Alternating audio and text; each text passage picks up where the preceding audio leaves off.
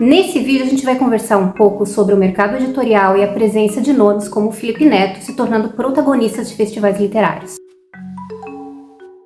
Oi gente, eu sou a Ana, sou criadora de conteúdo já há 10 anos. Esse é o Rogério Cristofoletti, professor de ética no curso de jornalismo da UFSC. Mas nesse vídeo a gente vai comentar como leitores as nossas impressões sobre essa matéria que vocês estão vendo aí na tela. Presença de Felipe Neto na Flip divide mercado editorial e influencer vira convidado da discórdia. Esse daqui vai ser um bate-papo bem informal sobre o assunto. Nós dois somos leitores, cada um tem um jeito bem particular de enxergar essas dinâmicas do mercado editorial. Então eu vou deixar o Rogério começar comentando um pouquinho sobre a matéria do Globo que vocês acabaram de ver aí, e então a gente vai trocando uma ideia. Olha, a matéria do Globo, ela expõe um certo mal-estar que não é novo, né, no mercado editorial, com a presença de personagens que poderiam não ser nativos ou próprios ali do mercado editorial. É o caso do Felipe Neto. O Felipe Neto é uma celebridade não só na internet, mas na cultura brasileira, porque ele tem não só uma capacidade muito forte de influenciar as pessoas,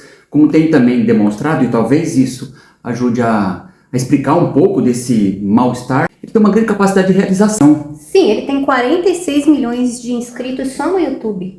Isso. Imagina o público que ele consegue atingir Isso, só numa plataforma, e milhões em outras, né? E também a possibilidade dele, o que ele vem fazendo nos últimos anos, né? Lembra daquele caso, por exemplo, daquele livro, daquele gibi que tinha nos quadrinhos na Bienal, em que ele fez uma ação. Sim, o prefeito Marcelo Crivella mandou retirar os livros com temática LGBT da Bienal do Rio, né? E o Felipe Neto foi lá e comprou mais de 10 mil livros e distribuiu para os leitores durante a Bienal. Recentemente ele criou um clube do livro, né? A exemplo de outras celebridades. A gente tem nos Estados Unidos a Oprah, que é talvez a mais conhecida, mas tem outras atrizes e atores. Isso, né? Então, essas pessoas, elas têm muita notoriedade e elas acabam o quê? Capturando a atenção das pessoas, de outras pessoas que muitas vezes não estão habituadas a ler. Então, a presença dele se causa um incômodo, no sentido de que ele não é um nativo, um escritor, um crítico, ele é alguém que chama muito atenção. E claro, acaba chamando atenção para si mesmo. Então é natural. A matéria mostra um pouco isso, essa tensão entre quem acha um problema, um cidadão como esse, né, uma figura como essa, aparecer no mercado editorial e movimentar o mercado editorial, e quem acha que, por exemplo, tá ok. Mas chamar atenção para o mundo dos livros, para a literatura, não deveria ser uma coisa boa? Não, para mim é. Principalmente num país onde poucas pessoas leem, né? Os livros, nem todo mundo tem acesso aos livros, para muitas pessoas os livros são caros, então deveria ser uma coisa boa. Figuras como essa tendem ao que a naturalizar certos hábitos ou posturas, né? Então, o Felipe Neto, ele chama a atenção de pessoas que não estão acostumadas ou não têm um hábito frequente de ler livros. Então, isso já é positivo. Chamar a atenção já é positivo. Né? Criar um clube de leitura, isto é, criar uma camada da rede social que está habituada a ler e comentar livros, também é um movimento positivo. Isso não atrapalha o mercado, isso ajuda o mercado, ajuda a vender. Então por que tem muita gente que está torcendo o nariz para a participação dele nesses festivais literários? Talvez por dois aspectos. Primeiro, como eu disse, ele não é um nativo da área, né?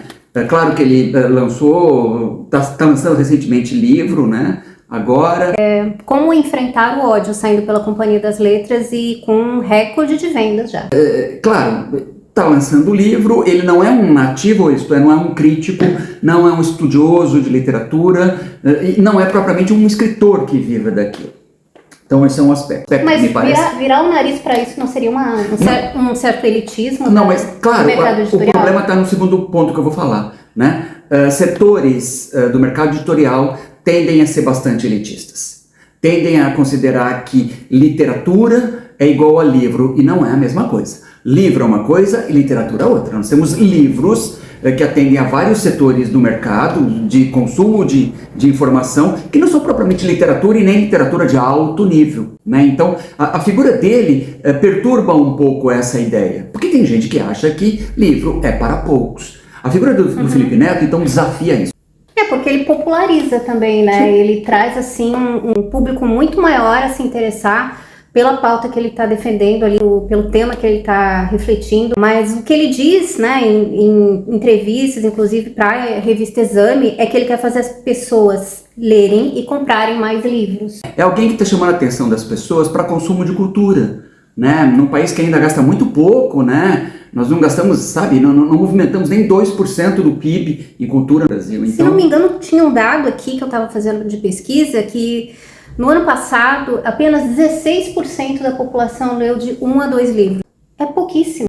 A gente sabe que é um mercado que precisa ainda ser muito incentivado. O que me leva assim a imaginar que tem esse ranço com o Felipe Neto é por causa do passado dele, né? E por causa assim também da forma como ele se expressa muitas vezes de um jeito como se ele fosse já conhecedor de todo um meio. As pessoas acabam meio que se perguntando, tá, mas você acabou de chegar, você quer sentar na janela?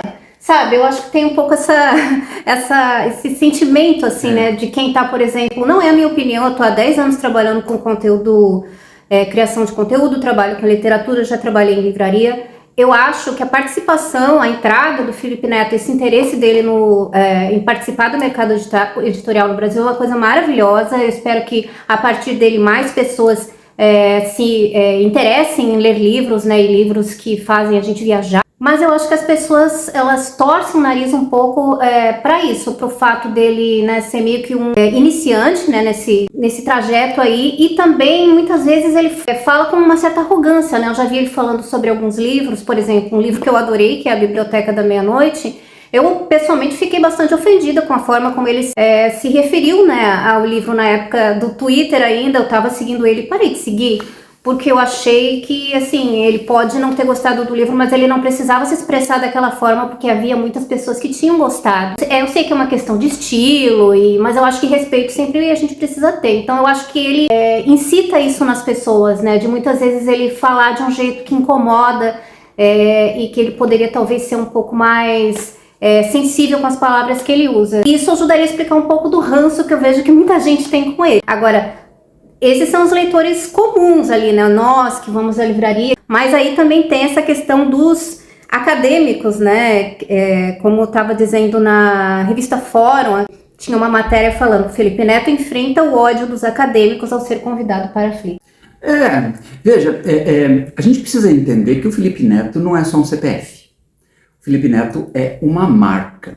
E o Felipe Neto já há algum tempo vem reposicionando essa marca, rebranding, né? Refazendo uma ideia de marca. As pessoas precisam virar a página. O Felipe Neto não é mais o cidadão do Minecraft. Ele é um cara que atua dentro da cultura, que tenta influenciar na política e por aí, tá? Então, eu fico imaginando se outros influenciadores fizessem a mesma coisa. Imagina um Carlinhos Maia da vida, uma Deolane não pode, porque não, nesse não momento ela ideia. não pode. Não. Mas outros influenciadores que, por exemplo, também entrassem numa disputa para mostrar quem que era o maior leitor, o maior difusor da leitura no Brasil, da cultura no Brasil, seria muito bom. Seria muito. Agora tem um aspecto que é importante, que eu acho que é importante, né? Na academia, a gente tem duas figuras, o cientista e aquele que faz a divulgação científica, né? O cientista, o que ele faz experimentos, faz pesquisa científica, levanta dados e tudo mais. Ele constrói um tipo de conhecimento próprio, original. E o divulgador científico, ele escreve livros em que tendem a traduzir para o grande público como é que aquela coisa funciona. Os dois são importantes. Né? Os dois. Sem um e sem o outro, a gente não tem uma boa comunicação científica. Eu acho que o mercado editorial precisa entender que o Felipe Neto não é um cientista, ele é um divulgador científico. Ele se comunica com o público, exatamente, né? Ele estabelece relações. Ele vai passar a imagem daquilo que ele está lendo, dos reflexos que ele tem, das opiniões que ele tem para o público, e um público de milhões de pessoas. Né? Sim, e aí você vai ter outras figuras dentro dessa fauna, dentro do mercado editorial, né? O escritor, a escritora, a editora, o publisher, todas as outras pessoas que estão envolvidas naquilo que ajudam a produzir. Então, eu acho que há um ranço que não ajuda ninguém, né, contra essas ações de Felipe Neto ou de qualquer outra pessoa que venha a popularizar leitura. Né? Nunca é demais ter leitor e leitor. Você acha que a gente precisa ser provocativo para se comunicar com os seguidores, com as pessoas na internet? Olha, tem muita gente que busca nas redes sociais esse tipo de coisa, né? Uma resposta mais lacradora, um slogan, uma forma simplificadora de tratar das coisas. Isso tem tem apelo para uma parcela do público, mas isso também cansa. É um recurso de comunicação. Está envolvido com espontaneidade, com ser direto com o público, né? Então é um trunfo que ele tem. Ele vem se mostrando competente com relação a isso, mas ele pode modificar um pouco da sua forma de comunicação, a depender do público que ele vai buscar. Gente, só para finalizar, essa matéria do Globo, né, dizia o seguinte: presença de Felipe Neto na Flip, como eu abri o vídeo falando, né, divide mercado editorial e influência, vira convidado da discórdia. Ele foi tanto para a Flip quanto para a Bienal de São Paulo, né, que aconteceu esse mês. E entre as pessoas que estão a favor e estão contra, os críticos dizem que a Flip está trocando conteúdo por likes.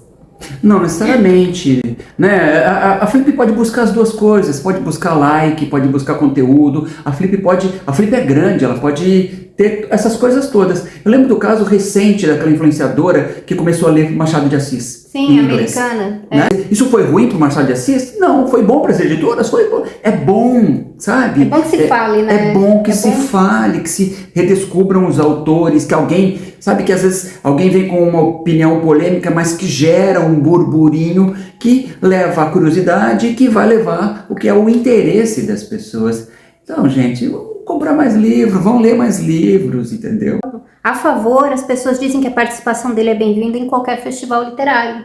Eu concordo. Eu acho tanto a participação dele nos festivais literários, como o Clube do Livro, né, que ele criou, e todo esse incentivo dele aí para fazer com que as pessoas se interessem mais pela literatura no Brasil, eu acho tudo muito positivo. Sim, e já que ele é provocador, né, já que ele está entrando nessa área, eu tenho uma provocação para ele. Por que ele não cria uma editora? Né? Também para lançar novos nomes da literatura brasileira e tudo mais, e ações. E por que outros influenciadores também não fazem a mesma coisa? Já pensou? Seria ótimo, né? Então tá, gente, é isso. Nesse bate-papo informal aqui, a gente falou um pouquinho sobre esse assunto, né, que é um assunto bem atual aí, que as pessoas estão comentando sobre mercado editorial, influenciadores. E numa próxima oportunidade a gente volta para conversar sobre outro assunto com vocês. Beijo. Tchau. Tchau, Sherlock.